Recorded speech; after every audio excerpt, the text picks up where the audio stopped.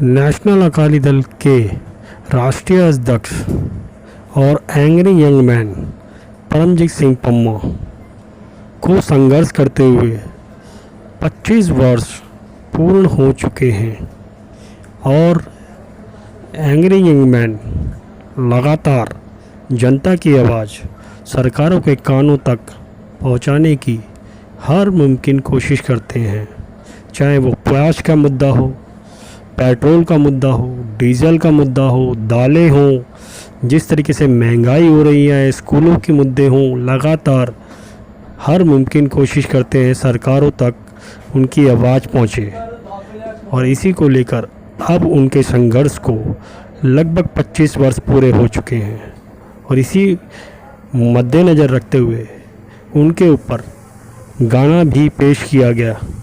और angry young man का कहना है कि वो किसी राजनीति के उद्देश्य से नहीं कर रहे हैं, वो सिर्फ जनता की सेवा कर रहे हैं, उनकी आवाज़ उठाकर सरकारों तक पहुंचाने का एक माध्यम बने हुए हैं। ये माध्यम वो हर मुमकिन कोशिश के अंदर करते रहेंगे। देखिए हमारी ख़ास खबर angry young man Paramjit Singh Pamma.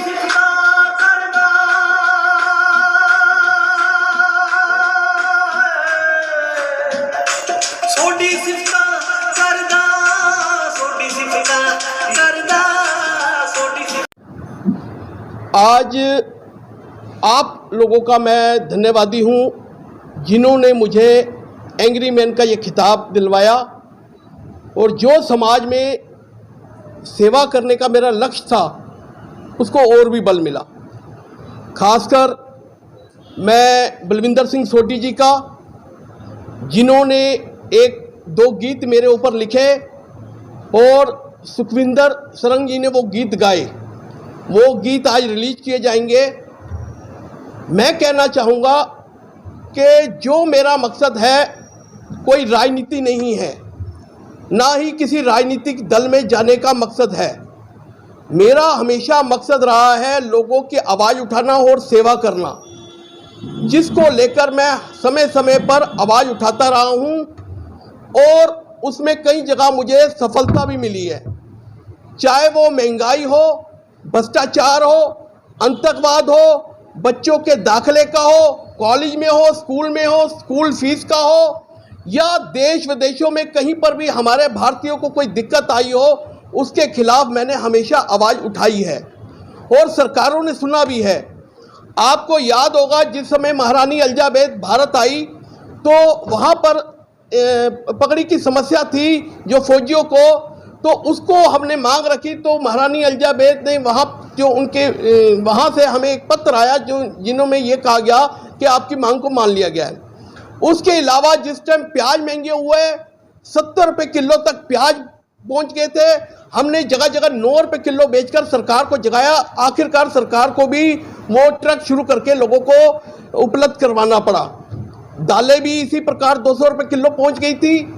मेरा ये मकसद रहा है कि हमेशा जो लोगों की आम समस्या है वो सरकार को बताते रहना, और मेरा ना तो किसी को सरकार को बदलने का मकसद रहा है, ना किसी सरकार से मेरी दोस्ती है, ना दुश्मनी है। अगर कोई सरकार ने अच्छे कार्य किए हैं तो मैं उस सरकार का स्वागत भी करता रहा हूं और हमेशा उस सरकार को ये चीज़ कहता रहा हूं कि आप लोग जो वायदे करके आए हैं आम लोगों के साथ, जिस प्रकार आपने हमेशा लोगों को जो अपने एजेंडे में जो चीज़ें बताई हैं वो पूरी कीजिए। जो सरकारें नहीं करती तो मैं पीछे नहीं हटा, मैं हमेशा प्रोटेस्ट करता रहा हूं और आगे भी इसी प्रकार जब भी बात होगी कभी देश की, समाज की, मैं पीछे नहीं हटूंगा।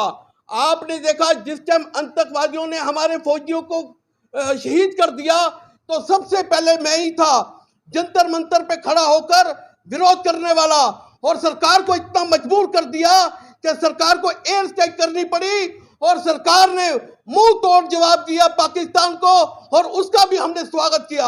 हम ये कहना चाहते हैं, ये सरकारें अपनी हिम्मत को क्यों भूल जाती हैं? हमारे फौजियों को क्यों नहीं सहूलत देती? हमारे फौजियों को क्यों नहीं ताकत देती? जब भी कोई आतंकवादी घटना आती है तो ये सोचिए कि उस समय क्यों हमारे फौजियों को यहां से आर्डर लेने पड़ते हैं। उन फौजियों को पूरी छूट होनी चाहिए कि जाकर मुंह तोड़ जवाब दें, चाहे वो चाइना हो चाहे पाकिस्तान हो। हमारे फौजी हर जगह अपनी हिम्मत से जीत कर आए हैं और उनको धूल चटा कर आए हैं। इसी प्रकार आज देखिए सरकार बात करती है बच्चों को शिक्षा दो, शिक्षा दो। कहां से बच्चों को शिक्षा दे? आप आज तक जो पुराने कॉलेज थे, जो नॉर्थ यूनिवर्सिटी या साउथ यूनिवर्सिटी थी, आज इतने समय बाद, इतनी आबादी बढ़ने के बाद वही यूनिवर्सिटियां हैं।